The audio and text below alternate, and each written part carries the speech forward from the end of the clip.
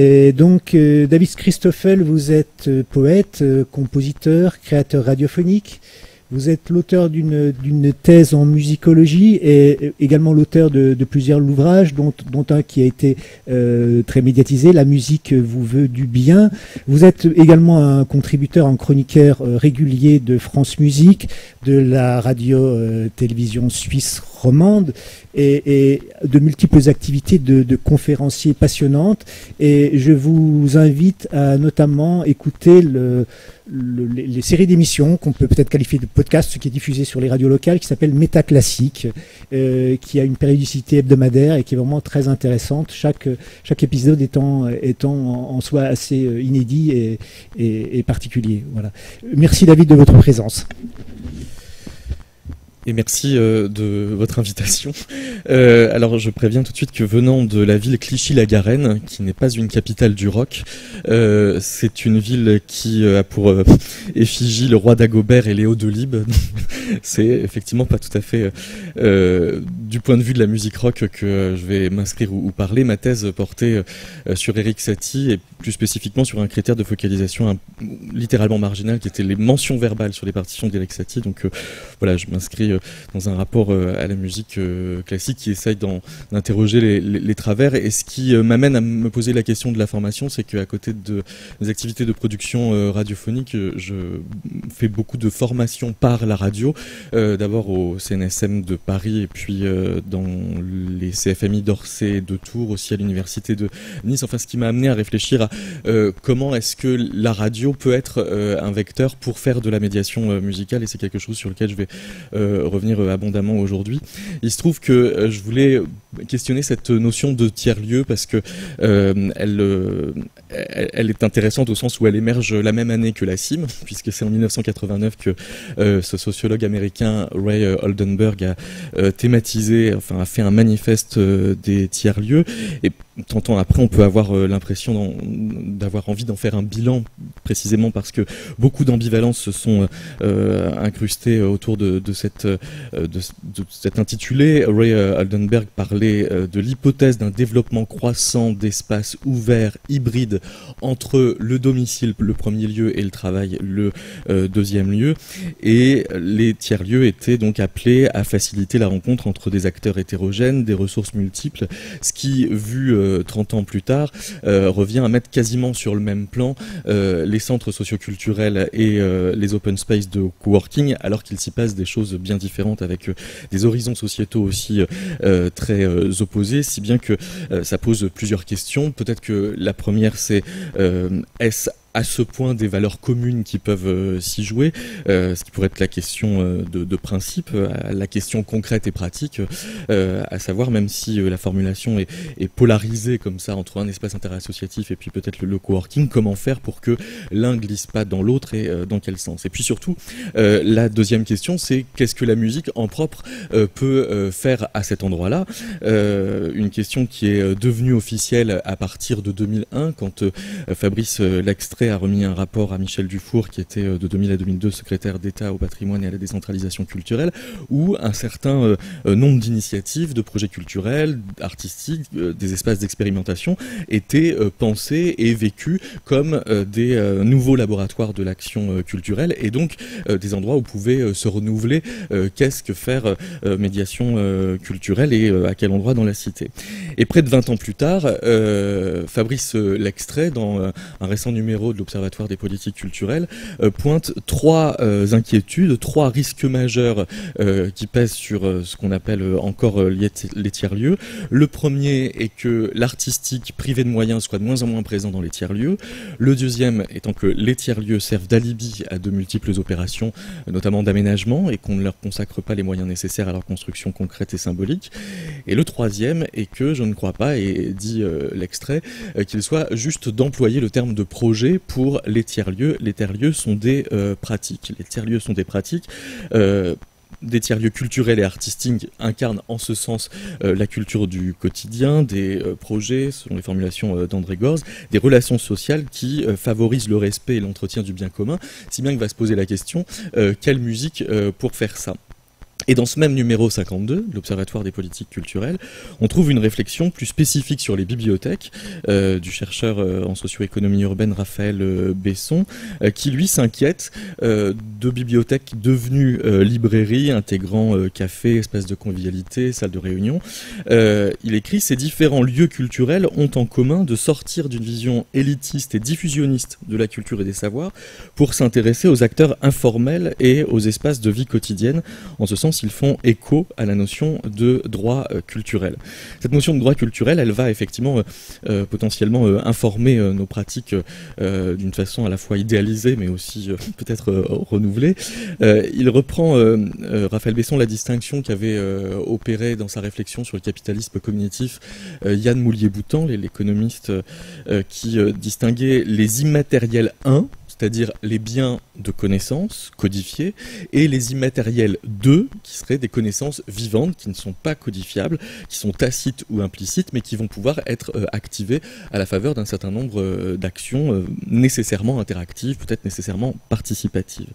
Ces connaissances sont intimement liées aux individus, à leur subjectivité, elles font rentrer la question du sensible à plein pied dans nos affaires, et comme le débat reste propice à beaucoup d'idéalisme, on a trois sociologues, Olivier Cléac, Valérie Deruel et Jean-Luc Metzger, qui cachent pas leur intérêt pour les tiers-lieux culturels, qui ambitionnent, écrivent-ils, non seulement de placer les citoyens dans une position active au cœur des politiques culturelles et du fonctionnement des lieux de savoir, mais aussi de dépasser des antagonismes structurants entre science et savoir, culture numérique et culture écrite, société de la connaissance et économie de la connaissance, tout ça qu'il va falloir activer, penser et réfléchir en termes de qu'est-ce qu'on fait concrètement pour, quand on active un atelier, par exemple, mettre ces enjeux sur la table. Alors, pour ma part, n'étant pas très doué et puis peut-être pas très adepte des discours normatifs, je vais plutôt me cantonner à vous décrire un certain nombre d'actions que j'ai pu mener, mais que j'ai menées aussi en réaction à des termes qui circulent beaucoup, des termes comme par exemple prescription, transmission, recommandation. Donc ce que je vous propose, c'est dans la première partie de cette présentation de revenir sur ces termes, à essayer de démêler de quoi parle-t-on et puis de problématiser comment activement, pratiquement, j'ai pu essayer de mettre des dispositifs en place qui les abordent de façon peut-être décalée ou biaisée. La deuxième question étant à qui parle-t-on et comment est-ce que l'identité des personnes que l'on vise ou que l'on touche peut être mise en jeu. Je parlerai aussi des frontières potentielles entre expérimentation ou expérience. Et je terminerai en parodiant un titre de Kant puis Sartre par une sorte de critique de la raison participative, puisque toute la question de la participation mérite peut-être d'être reprise un peu plus de fond en comble pour savoir qu'est-ce que c'est. Alors, le premier terme, c'est celui de prescription. Il se trouve qu'en matière de radio, j'ai toujours été un peu perplexe avec mes amis de France Musique d'entendre que la prescription devait être réappropriée par les humains et que donc les humains de la radio valent mieux que les algorithmes des GAFA. Sur le fond, c'est sans doute vrai, mais si on pousse un peu plus loin le raisonnement, si les algorithmes des GAFA sont tellement oppressants, c'est peut-être pas tout à fait parce qu'ils sont des algorithmes que parce qu'ils occupent une espèce de préemption sur nos goûts, et si les prescripteurs culturels humains peuvent apparaître parfois oppressants, c'est peut-être aussi de vouloir préempter les questions de goût. Et en fait, c'est peut-être que le mot prescription de ce point de vue-là est assez mal choisi, et c'est pour ça Nicolas citait ce livre La musique vous veut du bien, que la question de la prescription médicale est parfois pas loin et la métaphore est pas toujours la mieux venue, parce que finalement la prescription, quand elle est ramenée à l'échelle de 10 heures comme ici, elle tourne à la refonctionnalisation d'un répertoire qui avait fait tout pour s'émanciper de la fonctionnalisation qui est le répertoire notamment de la musique savante. Donc là on a de la musique classique pour dormir, c'est le genre de détour qu'on trouve aussi sur Spotify avec de la musique pour faire le ménage par exemple, et c'est une espèce d'habitude comme ça de penser la playlist comme un lieu de fonctionnalisation de la musique qui a même envahi l'idéologie des marketeurs de Dutch Gramophone qui sort maintenant des compilations, le baroque pour dîner, ou bien les classiques pour méditer, les classiques pour voyager, ou encore power classics, c'est-à-dire de la musique classique qui est censée vous donner de l'énergie. Le pire étant peut-être la musique pour maigrir, avec le subliminal, mais ce qui est intéressant, c'est bien le sous-titre avec le subliminal qui dit bien que là vous avez affaire à une musique qui ne s'adresse surtout pas à votre cerveau, mais à quelque chose, à une zone de votre psychisme un peu plus souterraine et ombrageuse. Voilà, c'est ça qui m'a amené à écrire ce livre paru l'an dernier, La musique vous veut du bien, ou pour peut-être le pitcher, je peux simplement prendre un extrait de l'introduction, qui est ce constat, c'est que d'un côté, la musique est présentée comme une force aux effets magiques, et je m'amuse dans le livre à faire une espèce de panorama de toutes les théories de Pythagore jusqu'à aujourd'hui, parfois ouvertement pseudo-scientifiques, où pour vous soigner de la mélancolie, vous mettez le 4e livre de l'Iliade et l'Odyssée sur la tête, ou des choses comme ça, jusqu'à des approches beaucoup plus positivistes des bienfaits de la musique. Quand je dis donc d'un autre côté, la musique est analysée comme une composante aux effets chimiques, insoupçonnée jusqu'à récemment, ses influences sont désormais traçables, les euphories spécifiques qu'elle procure s'expliquent alors par une prise directe sur la sécrétion de telle ou telle hormone. Certes, mais alors voilà, alors qu'ils semblent antagonistes, les deux côtés, le côté pseudo-scientifique et le côté archi-scientifique, présentent des similitudes où la musique est offerte à la magie, au charlatanisme, aux sciences positives, dans un espace de dialogue, voire un terrain d'entente que donc j'ai essayé de questionner. Cette idée de la prescription, elle est poussée dans une discipline dont vous avez peut-être entendu parler, qui est la bibliothérapie, qui est pratiquée à la librairie Lello à Porto comme une animation. Samedi après-midi, il y a l'un des libraires qui s'installe à une table avec un stéthoscope à côté, et puis qui va parler 2 minutes avec un lecteur et en faire des déductions psychologiques pour ensuite embrayer sur des conseils de lecture.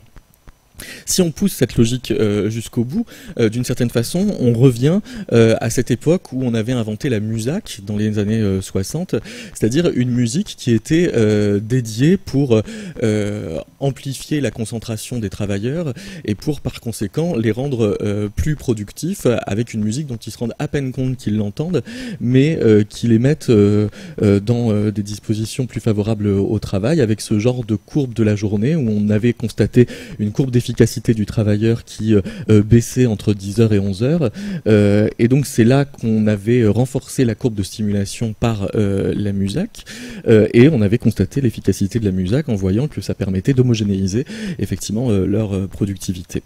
Bref, ce n'est pas forcément ce rapport-là à la musique que personnellement j'ai envie d'avoir, et par conséquent se pose la question de qu'est-ce qu'on met à la place de une logique de prescription.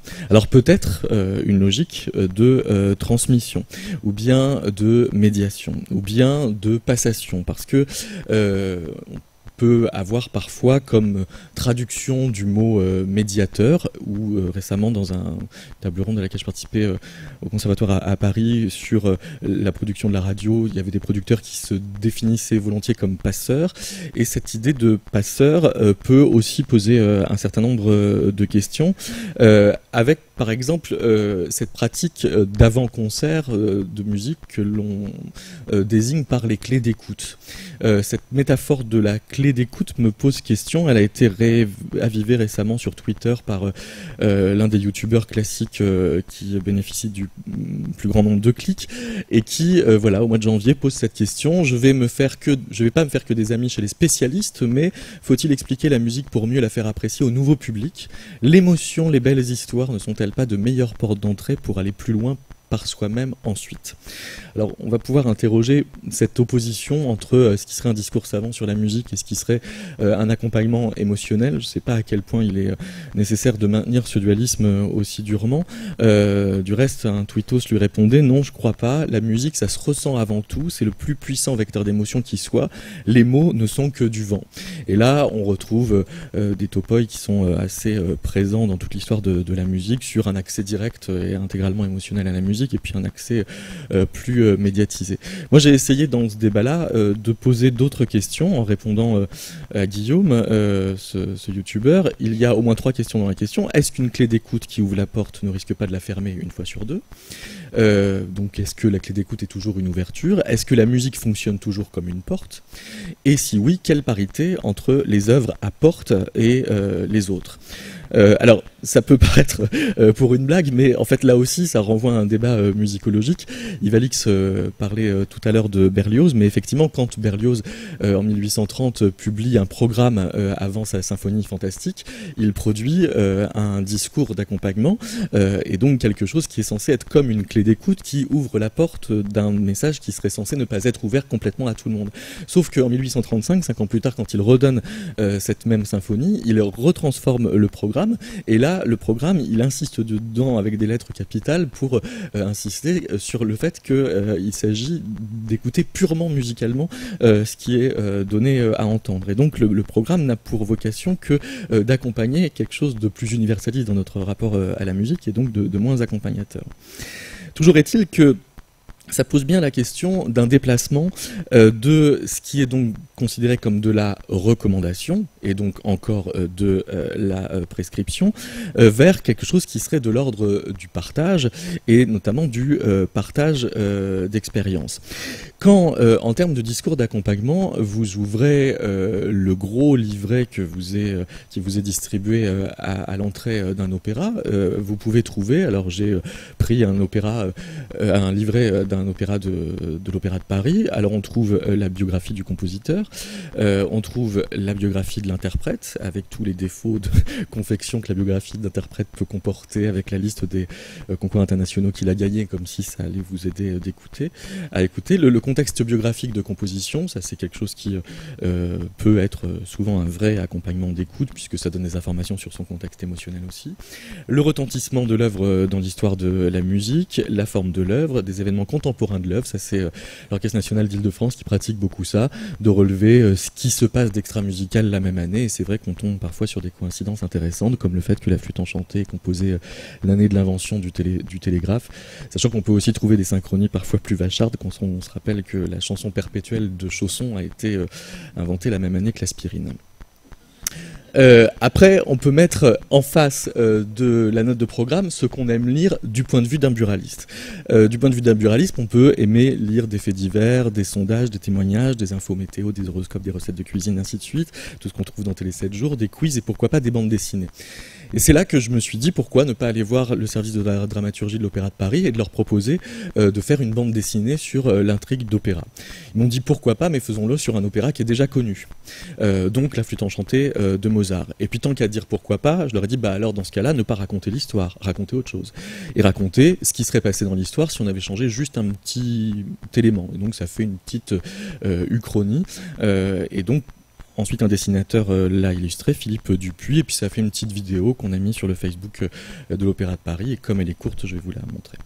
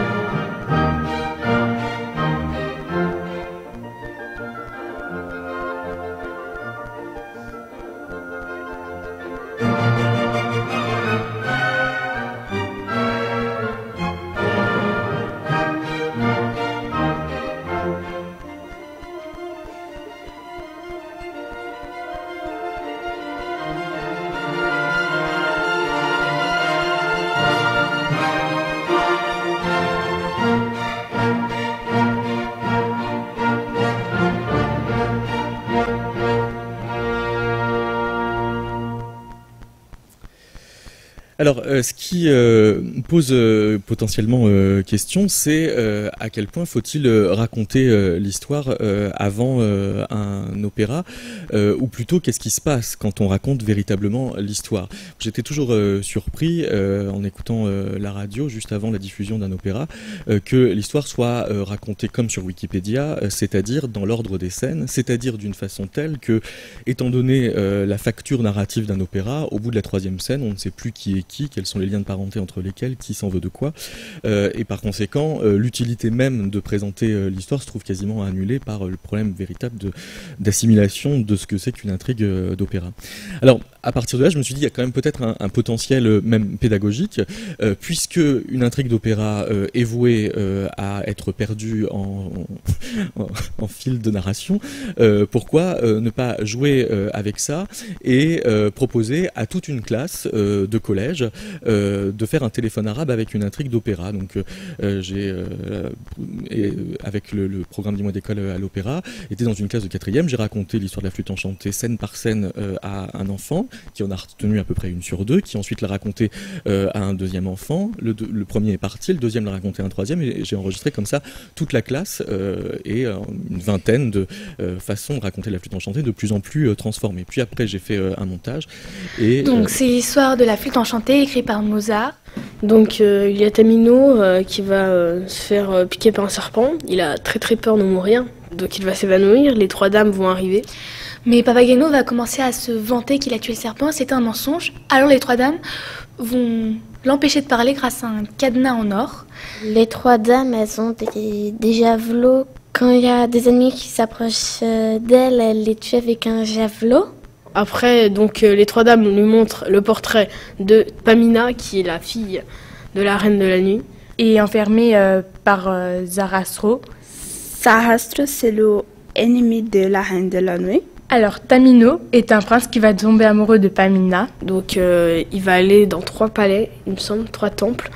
Il va avoir l'accès interdit à 2 temples, et il va pouvoir entrer dans un seul. Et il doit passer 3 épreuves pour pouvoir sauver Tamina. La première, c'est qu'il doit se taire en compagnie de Pamina, qui lui pose des questions parce qu'elle sait qu'il est là, mais elle ne comprend pas pourquoi il ne lui répond pas. Et ensuite, il y a Papageno qui va aussi venir dans le temple. Papageno est l'ami de Tamino le prince. Et il y a Papageno et Papagena. Et du coup, il y a Papagena, elle a un secret en fait. Papagena qui a un secret parce qu'il y a Pamina et Sarastro qui ont une liaison secrète. Sarastro, elle veut tuer la reine de la nuit parce qu'elle veut être la reine de la nuit. En fait, Tamino et Pamina, c'est les parents de Papageno et Papagena.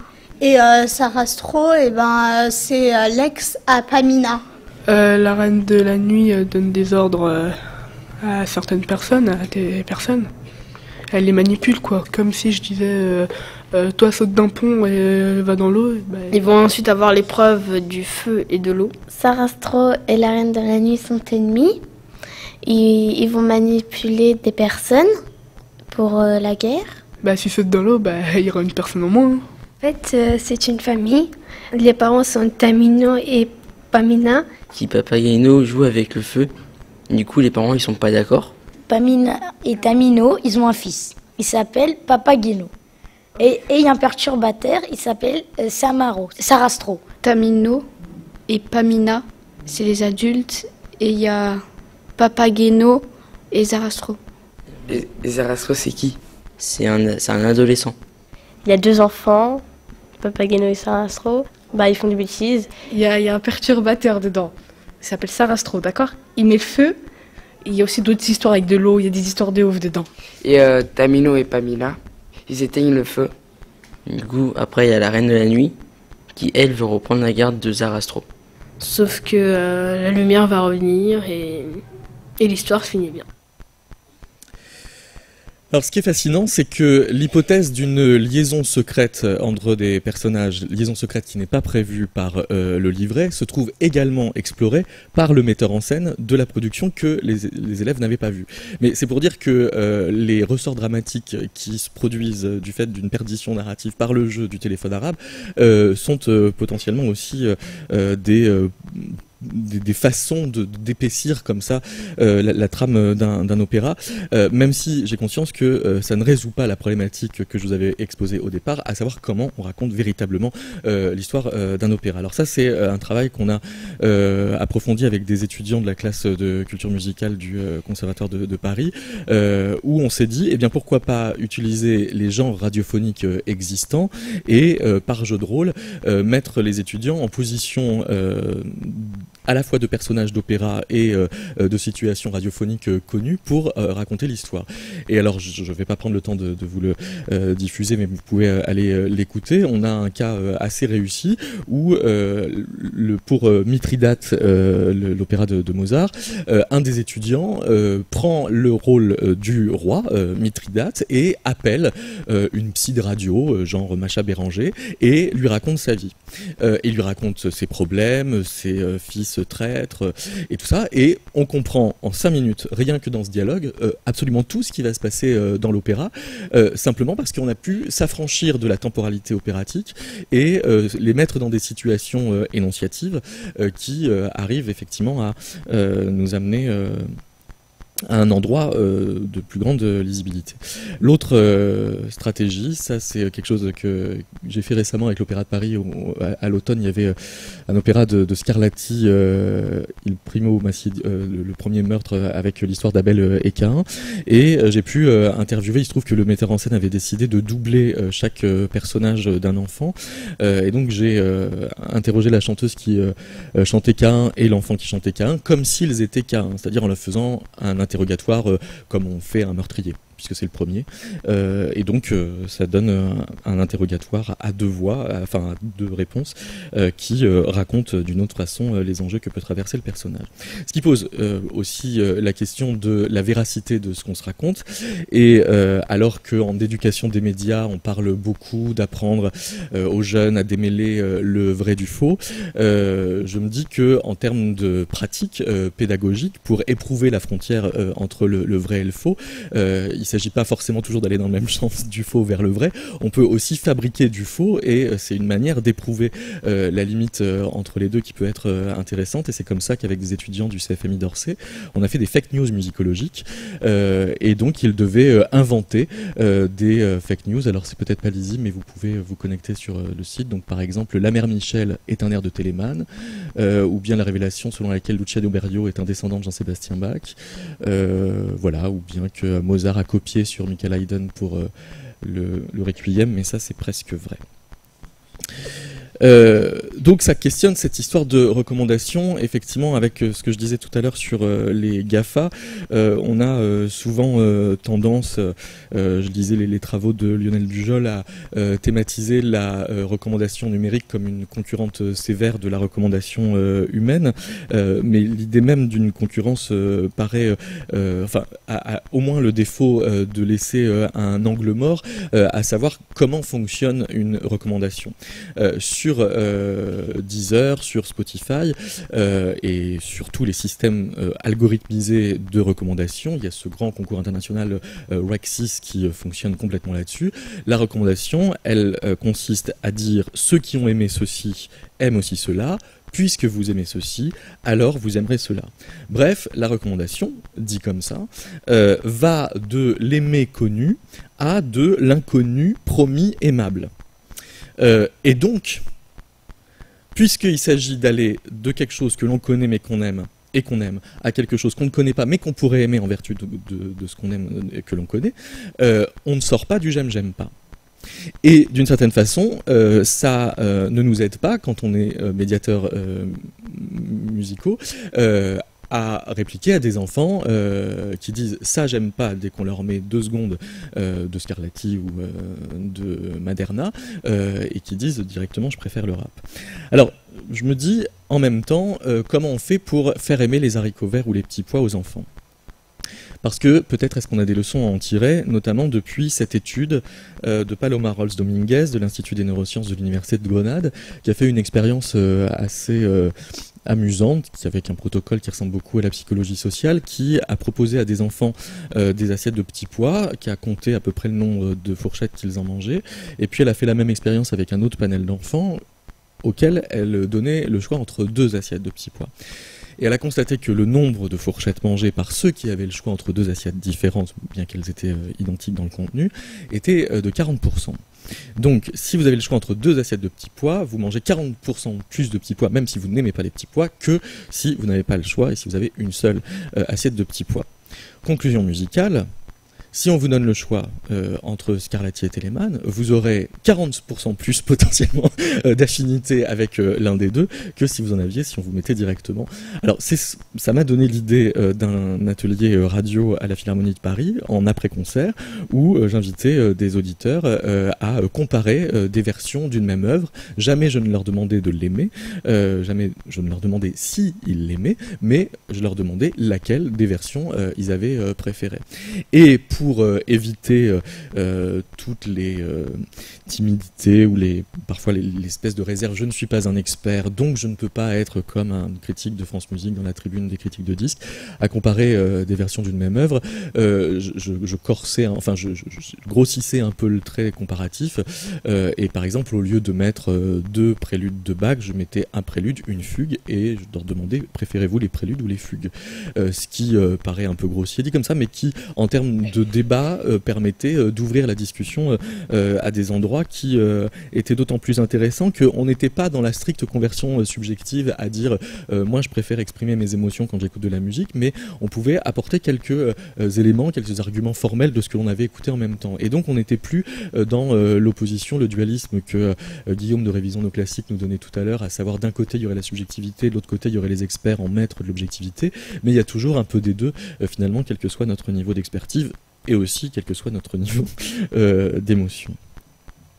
J'en arrive donc à la deuxième partie, à savoir à qui parle-t-on, puisque j'ai conscience qu'il y a un des termes du titre de la conférence que j'ai délaissé jusque-là, puisque j'ai commencé à beaucoup parler d'énonciation, j'ai parlé de tiers-lieux au début, mais j'ai un peu délaissé les communs culturels. Dans un bulletin des bibliothèques de France de 2010, Mathilde Servet avait pointé un enjeu décisif des bibliothèques tiers-lieux qui est l'œcuménisme social. En tant qu'agrégateur de populations variées, ces tiers-lieux sont donc, écrit-elle, un terrain fécond de sociabilités diverses. Ils offrent une perspective différente sur l'existence, s'inscrivant en faux contre les comportements individualistes. Ils agissent comme un stimulant moral, ce qui leur confère des vertus thérapeutiques. En outre, le réseau de connaissances du troisième lieu n'est pas contraignant car il fonctionne sur la base du volontariat. Ça, c'est un enjeu qui me paraît vraiment important, j'y reviendrai au moment de parler de cette critique de la raison participative. Cette forme de compagnonnage à la demande permet de lever le paradoxe de la sociabilité. L'individu peut s'engager à sa guise dans des interactions avec les autres sans souscrire aux règles qui régissent habituellement des relations plus intimes. Le troisième lieu facilite un mode d'affiliation plus occasionnel et informel, mais pour qu'il soit informel, faut-il effectivement qu'il soit relativement souple du point de vue de la prescription. Et ça, c'est effectivement moi le point de délicatesse que je rencontre systématiquement quand j'essaye de mettre en place un atelier radio, que ce soit dans une maison de retraite ou une bibliothèque, à savoir que ceux qui participent aient véritablement envie de le faire et que si on les force un tant soit peu, nécessairement ça marche beaucoup moins. D'autant que dans le manifeste des tiers-lieux, Ray Aldenberg parle de greater goods, c'est-à-dire les tiers-lieux pour lui peuvent, dans l'idéal, encourager l'épanouissement de l'esprit démocratique en offrant un cadre propice à l'échange et au débat public. Mais voyez, on a des exemples récents de contraintes à participer à un débat comme ça n'est pas très stimulant. Effectivement, il est nécessaire à la réussite que ce soit, comme dit Mathilde Servet, sur la base du volontariat. Ce qui appelle, en termes de conscience citoyenne de qu'est-ce que c'est que de participer à des espaces comme ceux-là, et qui doivent par conséquent ne pas être trop contraints dans leurs dispositions. En 2012, Philippe Aigrin intervenait dans une journée sur les communs de la nature et des connaissances pour le laboratoire ISCC, et il posait cette question en repartant de l'article 27 de la Déclaration universelle des droits de l'homme, qui affirme à la fois le droit de chaque personne à participer librement à la vie culturelle de la cité, la nécessité de prendre en compte ce que la Déclaration appelle les intérêts matériels et moraux des auteurs. il posait cette question: qu'est-ce aujourd'hui que la libre participation à la vie culturelle de la cité? Comment penser aujourd'hui ce qui ne peut plus être réduit aux intérêts d'un petit groupe d'auteurs, à savoir les conditions d'existence de la contribution d'une grande part de la population au commun culturel? Alors, on peut effectivement prendre un certain nombre de détours quasi métaphoriques pour essayer de répondre à cette question. Parce que je vais vous donner le point d'arrivée du détour que je vais faire avant, c'est que pour ça, peut-être faut-il être clair que l'enjeu est davantage la rencontre que le commun culturel lui-même. C'est-à-dire que le mot commun, finalement, devient ce qui compte le plus. Je vous signale au passage un petit travail qu'on avait fait avec encore les étudiants du CFMI d'Orsay, qui consistait à leur demander d'expliquer la musique aux aliens. Rien que de complètement ouvrir l'adresse de médiation avait assoupli monstrueusement l'enjeu même que qu'est-ce que c'est que d'expliquer la musique. Il y avait un des étudiants notamment qui avait dit ça c'est musique, mais un extrait de musique, ça c'est pas musique. Puis il mettait du bruit ou des choses, du bruit non musicalisé bien sûr. Tout ça pose la question en fait, pour aller plus loin, donc de la métaphore. Je vais prendre deux exemples. Je sais pas ce que vous voyez là.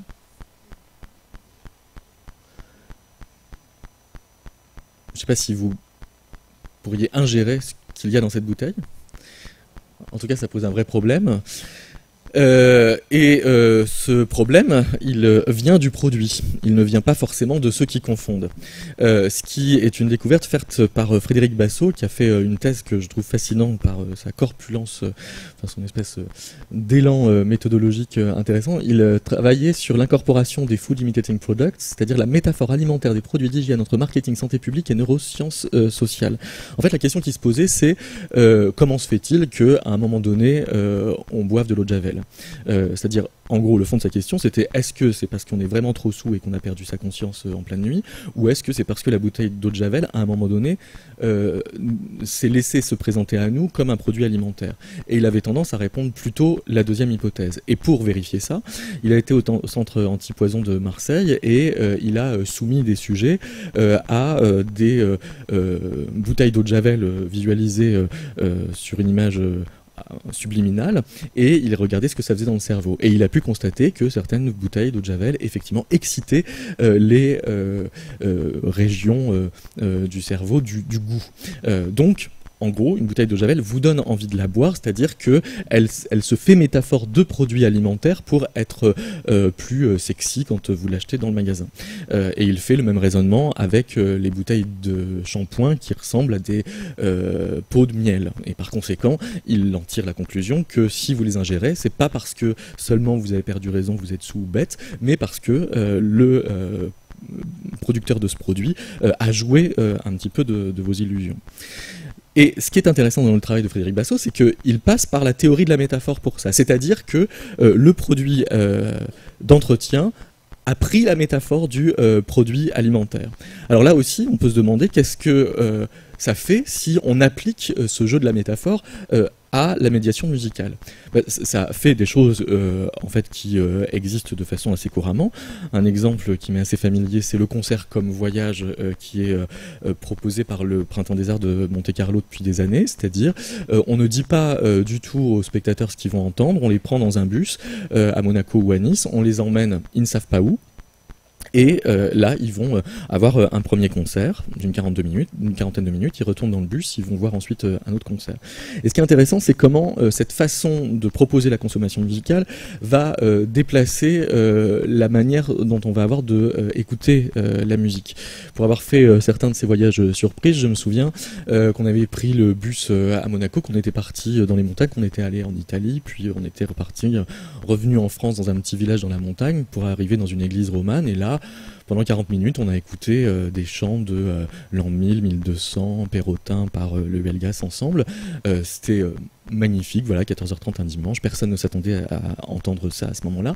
Et à la sortie, j'entends une dame qui dit « après ça, je me ferais bien une petite création contemporaine dans un gymnase de collège ».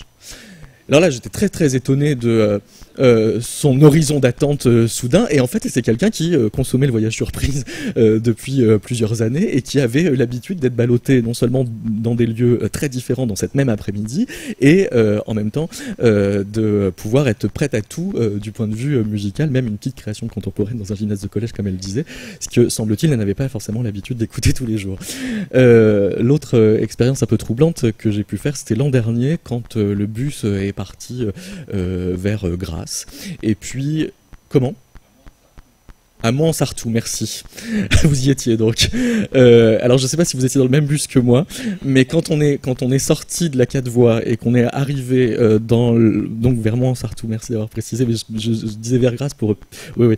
Et en fait, je sais pas si vous vous souvenez, mais il y a des petites affiches qui indiquaient chambre funéraire. Et il y a des gens qui sont exclamés, oh non, quand même, ils ont pas osé. Et effectivement, le concert surprise n'était pas dans une chambre funéraire, mais dans une usine de parfums. L'autre métaphore plus classique, c'est peut-être la conférence comme jeu. Moi, il m'arrive souvent quand je donne des conférences de faire des petits blind tests rapides. Alors par exemple sur Chopin, je mentionne un chercheur qui a créé un algorithme pour créer du Chopin automatiquement, et après je propose aux auditeurs d'écouter un Chopin, d'une partie de Chopin créée automatiquement jouée au piano, et puis une vraie partie de Chopin, et de repérer laquelle est laquelle. Je suis pas sûr qu'on ait le temps d'écouter, bon voilà. Ça c'est donc version 1, donc ça c'est la version 2, et puis après je dévoile après vote lequel est lequel. Mais en fait, ce qui est intéressant, c'est qu'au-delà du jeu, au-delà de la gamification, se fait un débat, à savoir qu'on se soit trompé ou pas, qu'est-ce qu'on a développé comme stratégie pour choisir lequel était le vrai Chopin, lequel était le faux Chopin. Et là, ça devient intéressant parce que ça veut dire que tout le monde est mis en position d'analyste, et on se rend compte en plus que ce type de jeu, les experts ne sont pas forcément ceux qui gagnent. De même à l'IRCAM, on avait fait une présentation sur musique française et musique américaine au XXe siècle. Bon, pareil, en mettant... j'ai un blocage dans mon PowerPoint. En mettant les études australes de Cage, et puis un prélude de Messiaen du début, ça ne marchait pas. Alors, comment je fais ? Je redémarre le programme ? Peut-être sera le plus simple. Allez, redémarrer le programme.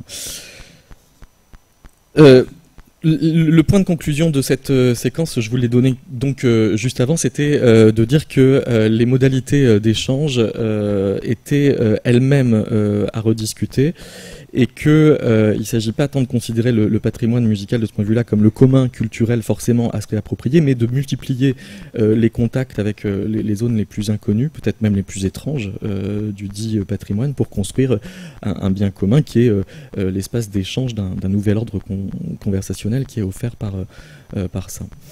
Voilà, j'y arrive. C'est réparé. Et puis oui, alors je fais aussi ça parfois.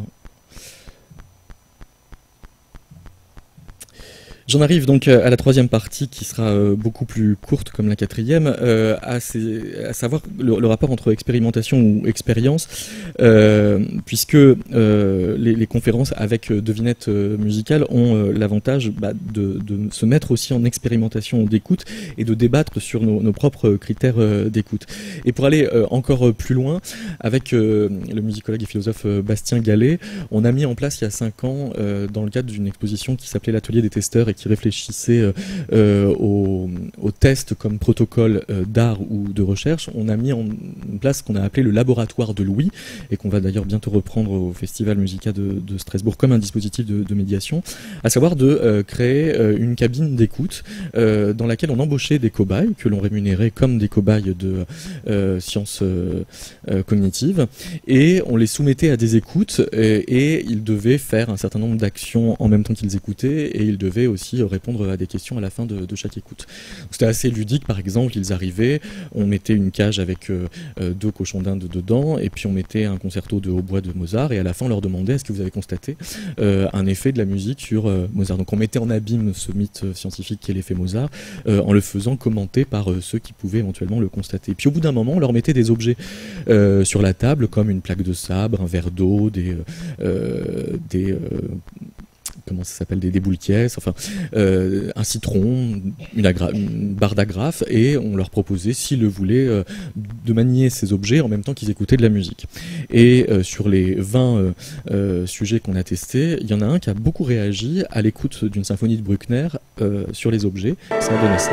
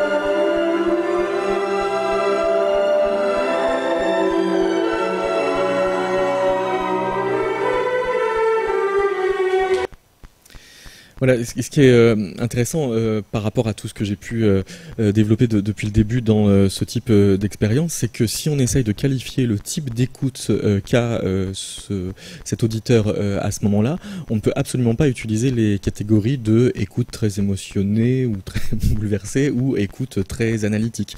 Il est pourtant clairement dans une écoute active.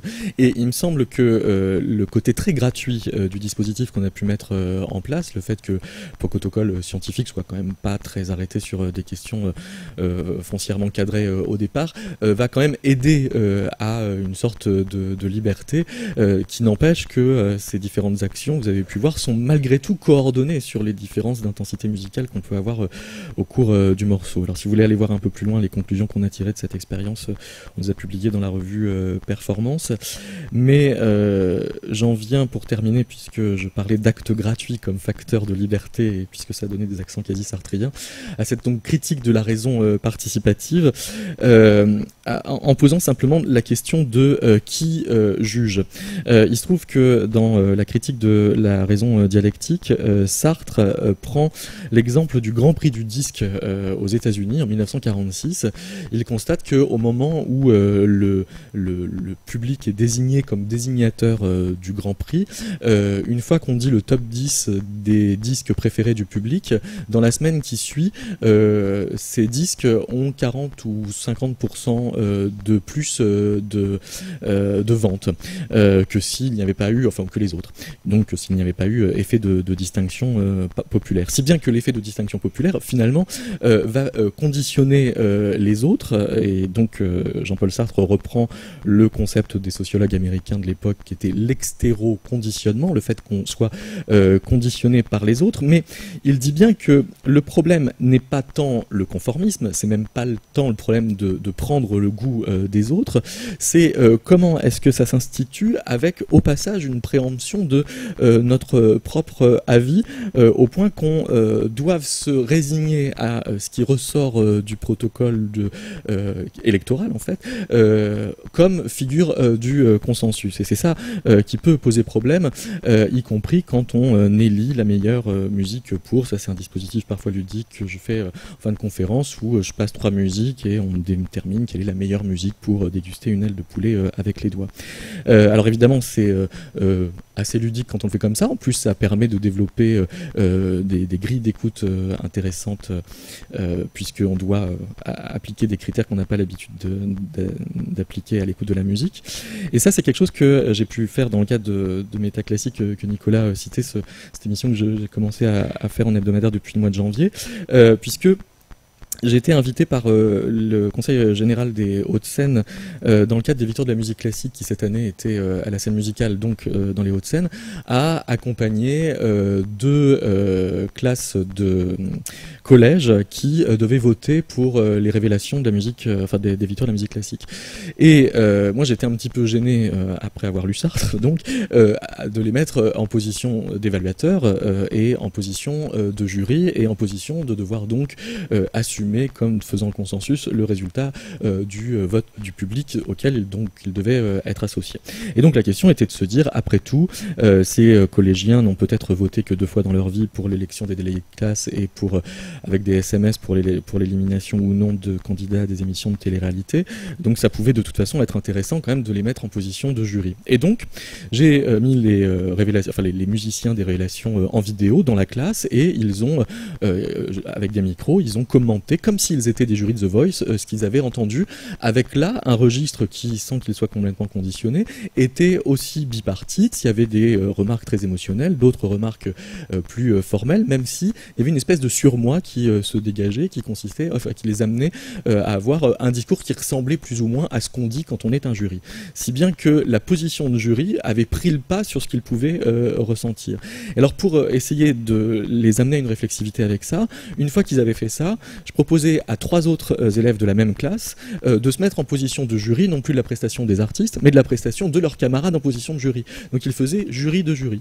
Et pour boucler la mise en abîme, j'ai proposé à Annelise Freiberger, qui a soutenu une thèse à l'école des hautes études en sciences sociales il y a 3 ans sur l'évaluation par les pairs dans la musique contemporaine, en étude comparée entre France et États-Unis, effectivement se confronter à ces enregistrements. Alors je vous fais entendre les collégiens parler, ça va durer 1 minute 30 et puis je vais conclure.